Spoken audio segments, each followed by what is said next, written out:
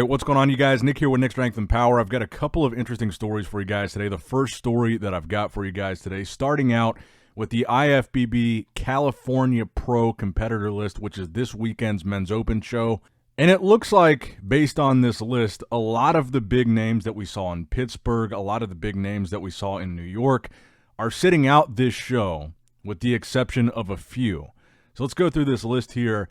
Nate Dandridge, Chris DiDomenico, Ryan Foster, Iron Gali, Regan Grimes, Sas Harati, Patrick Moore is back for this one.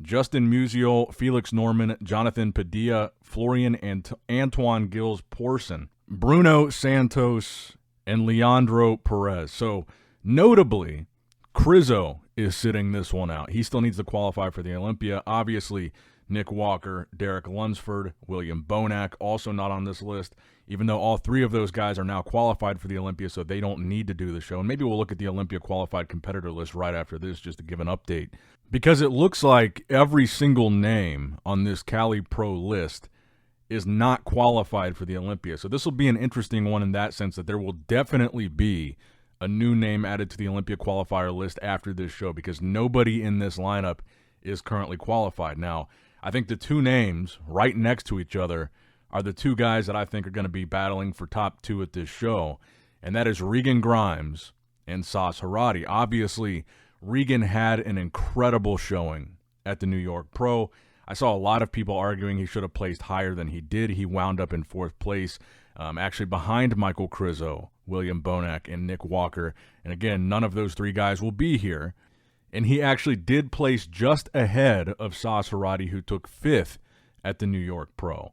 So I think those guys will be battling for top two, and it's going to be close. I mean, I think Regan brought his all-time best to that New York show, but the question is, will he be able to replicate that here at this Cali Pro? In my opinion, he's the favorite going into this show, and Sas Harati needs no introduction here. He's had an incredible season. You guys know he was runner-up to Bonac at the Detroit Pro. He was runner-up to Andrew Jack at the FIBO show, top five in New York. So he kind of slipped a little bit there, but everybody within that top five, with the exception of Regan Grimes, is a top Olympian. Nick, Bonac, Crizzo have all repeatedly been top 10 Olympians. So this might actually be the year for Regan Grimes to really make a name for himself. I mean, every year it seems like we talk about Regan Grimes' potential.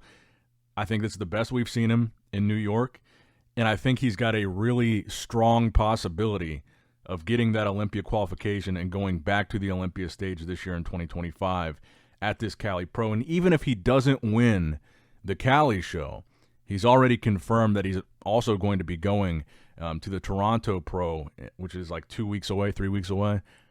So I'm excited for Regan, and like I've said in the past couple of videos, I've been very impressed with what he's been bringing, or what he brought here recently, and I'm excited to see what he brings this weekend. But let me know what you guys think in the comments below about this competitor list. Who is your top three? Who do you think is going to win this show? I think it's going to be Regan. If he brings a similar package to what he brought in New York, assuming he's not totally off here, I think Regan has a good shot at winning this thing. And actually, I wanted to pull up the scorecards for the New York show, because we didn't really do a review of that, because I don't think the decision was controversial. I think pretty much everybody agrees Nick Walker won that show, and that's reflected in the scorecards. Unanimous votes for first at prejudging, unanimous votes for first at finals. William Bonac unanimously in second at prejudging, unanimously in second at the finals. But particularly for the sake of the Cali Pro, if you look at Regan was actually pretty close to cracking that top three at prejudging. Him and Crizzo were only separated by 1 point, Crizzo with 10, Regan with 11, and then Crizzo managed to close that gap with 9-12 at the finals. But if you look at Sas Harati in fifth place behind Regan Grimes, Sas was solidly behind Regan. It was much closer between Crizzo and Regan than it was between Regan and Sas, and that's why I think out of this Cali Pro competitor list, Regan is the favorite if he brings a comparable package to what we saw in New York. Now, again, we don't necessarily know that Regan will be able to replicate that, but he was pretty solidly ahead of Sas Harati at the New York Pro this past weekend. So I think the scorecards are relevant in that aspect. Now, like I said, I wanted to take a glance at the Olympia qualified competitor list, because there are only currently 12 names on this list. So you will likely potentially even see this list double by the time that we get to the Olympia based on how many pro shows we have coming up.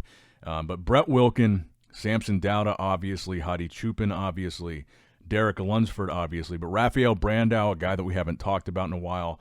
Martin is already in there. Akeem Williams, we haven't talked much about him because he qualified pretty early. Brandon Curry, William Bonac, Good Vito, which with the lat injury, I don't know if he's shutting it down for the rest of the year or if we're going to see him at the Olympia, but he is qualified from the South America win.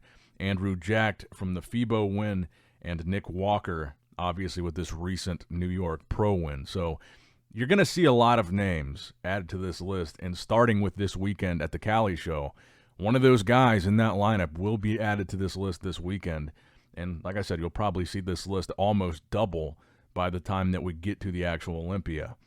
Now, next up in the news, I thought this was a pretty cool post since we didn't actually get to see this at the New York Pro. Terrence Ruffin, who won Classic Physique in New York, collabed with Nick Walker, who won Open Bodybuilding in New York, and they did kind of a posing session together and posted the pictures, and they captioned it, "The Kings of New York." Obviously, this is a reference to the Detroit Pro, where they did that final pose down at the actual show that the fans got to vote on between William Bonac, who won Men's Open, and Matt Grego, who won Classic Physique. And I wish we could have got to see that at the New York show, them on stage posing next to each other, but I thought this was a cool comparison. And again, you can kind of really see the size difference between a guy like Nick and a guy like Ruff Diesel. And this is, I think, really the cool thing about these pictures to me was like this is a really clear indicator of the difference between Classic Physique and Men's Open Bodybuilding. And another reason why I wanted to include this was because I saw that Ruff Diesel actually did an interview after winning the New York Pro where he said he was thinking about doing the Dubai Pro, which is in June, but he said he's actually decided that from here to the Olympia, he's going to shut it down and just focus on the Olympia. So we're not going to see Ruff Diesel back on stage until the Olympia. So I think that's important.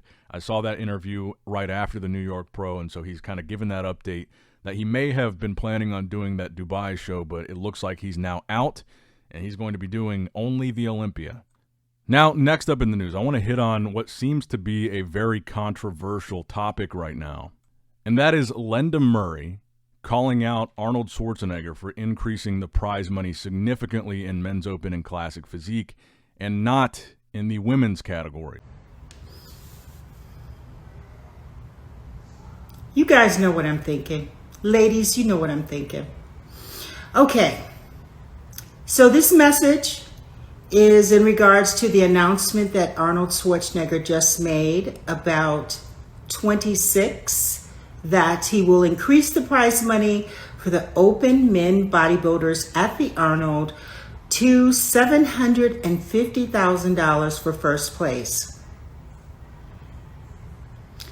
Well, I love numbers too, and I want to share this information. At your show in 25, there were 18 women, 3 divisions, and 18 women received together, they split $108,000. You gave to your third place open men bodybuilder, I believe it was Andrew Jack. He won about 100 grand. So one man made $100,000 all by himself, and your 18 women shared $108,000. Need I say more?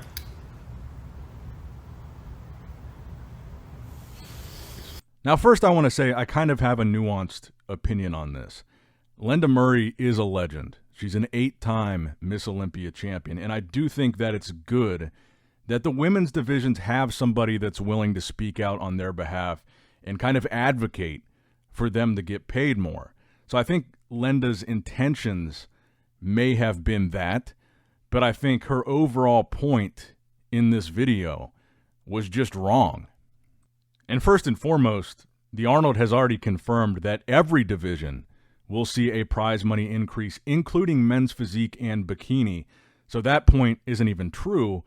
It's just that it's not going to be as significant as an increase as you're seeing in men's open bodybuilding and classic physique. So what I disagreed with this video, and what it seems a lot of people disagreed with, was one, there was a clear implication here that there was like a sexist reason for Arnold making these decisions. And it frames Lenda's argument as if Arnold has like a bias against the women's divisions. Because she started out by saying, well, the Arnold only has 3 women's categories. And to me, there's no reason to say that other than to frame it like Arnold is diminishing the importance of the women's categories. But what she doesn't mention in her video is that Arnold also only has 3 men's categories. 3 women's, 3 men's, exactly even down the line.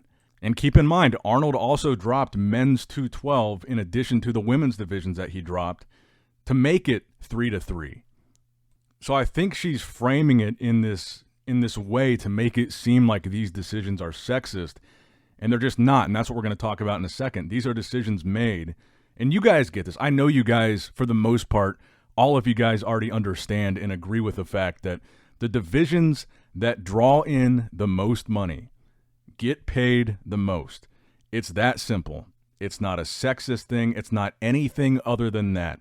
The most popular divisions that sell the most tickets, that get the most viewers, that is where you're seeing the prize money going, and that's all it is, and I know that you guys already know that.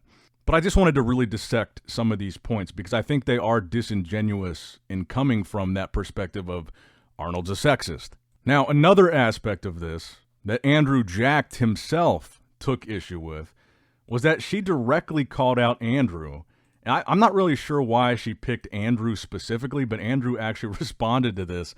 So what she said was 18 women split $108,000, while your third place men's open winner received $100,000 alone. The 18 women have 3,293,988 followers combined. Your third place open winner has 850,000 followers on IG. So again, I'm not really sure why she picked Andrew to make this point specifically, but she the logic of her argument here kind of invalidates itself because she literally says in this comment that one guy has the same following as a third of all the women even competing in the show. So even by the logic of her own point, she's literally saying one men's open bodybuilder that was a third place finisher has the following of 6 of the female competitors, a 6-to-1 ratio of popularity based on that number. And that in itself kind of justifies more prize money going to men's open, just the following. But Andrew Jacked responded directly to this and says, FYI, I got third place at the Arnold and I wasn't paid $100K. It's $70K after federal tax. It shrunk to $49K. Finally, you don't tell a man what to do with his money, speaking of Arnold. And I think this was the point that a lot of you guys really agreed with is whether you agree that the women should be paid more or less or not, it is Arnold's show. And when it comes to having your own pro show, the discretion is left up to the promoter what divisions they want to have and what they want to pay. So why would you tell Arnold what he can and can't do with his own show? Which brings me to the final point here, which I think is the biggest point of this entire argument. Lenda Murray has her own pro show, and it's called the Lenda Murray ATL Pro. And at this show, they have classic physique, men's 212, men's physique, and then every women's division. So the first point that I want to point out is that her putting the emphasis on Arnold only having 3 women's divisions when Arnold has 3 women's and 3 men's, at her show, she only has 3 men's divisions and 6 women's. Now, I don't have a problem with that, so I don't know why anybody would point that out other than to imply that it's sexist. But I think the most damning part of this is the prize money that she pays herself at her own show where she gets to make the decisions who gets paid what. And at her own show, the men's 212 guys get paid significantly more than every single women's division at her show. The winner of men's 212 gets $5,000 for first, which is greater than every single women's category at her show. Some of her women's categories only getting $2,000 for first, which is less than half of men's 212 bodybuilding. Now, why do you think that is? It's because men's 212 bodybuilding is the biggest draw financially to that show, and it doesn't make sense for her to pay the other divisions more than that because they're not drawing more than that. So at her own show, she understands exactly the reason that Arnold is doing this. The most popular divisions that draw the most money and draw the most eyeballs get paid disproportionately more. Even at her own show, men's 212 bodybuilding is getting double most of the women's division. And that's just 212 bodybuilding. So if at her own show, she values 212 to be doubly as important as the women's divisions, what about open bodybuilding, which is the main complaint that she has with Arnold? If 212 at her show is twice as big of a draw as women's bikini, as women's fitness, as women's figure, as women's physique, then how much more of a draw is men's open but beyond these divisions? It just doesn't make sense to me. She clearly understands why promoters pay these divisions more. She does it herself. So it doesn't make sense to me how she can tell Arnold how to run his show when at her show, she can't even justify making the same changes that she wants Arnold to make. And she is the women's division's advocate. She is their biggest fan. She is their biggest supporter. She's speaking on their behalf, and she can't even financially justify it at her own show where she makes the decisions. And I think that completely invalidates her point. And I'll say this as well, like, I don't feel that the women's side of the IFBB or NPC is really that marginalized when you think about it. Maybe when you look at the prize money, you might think that, but there are 7 women's divisions to only 4 men's. There are way more women's pro shows. There are way more women's pro cards given out. There are way more women's competitors overall. If you are a woman looking to compete in the NPC or IFBB, you have more options and more opportunities than any man looking to compete. And I think you can acknowledge that point and also acknowledge that those divisions just are not as big of a draw, and that could be why. I mean, having 7 women's divisions might diminish the appeal of any one given women's division because there's so many to choose from. It's almost oversaturated, and people have a hard time picking one to even be a fan of. You've got women's bodybuilding, women's physique, figure, fitness, wellness, bikini, and now fit model. People don't even know which one to watch, and I think that might diminish the viewership and popularity of each one, and that could be another argument towards why men's open bodybuilding is just way more popular. And again, it's not a sexist thing. I think it's undeniable. We've seen the numbers, seen the ticket sales, we've seen the live stream numbers. It's just not even a debate. It's not a sexism thing. It's just clearly men's open bodybuilding is what sells tickets and what sells live streams more than anything else. And so they are getting paid significantly more than any other division. That's all it is. Clear cut. It's not a sexist thing. It's not a men's versus women's thing. It is just the most popular division getting the most money.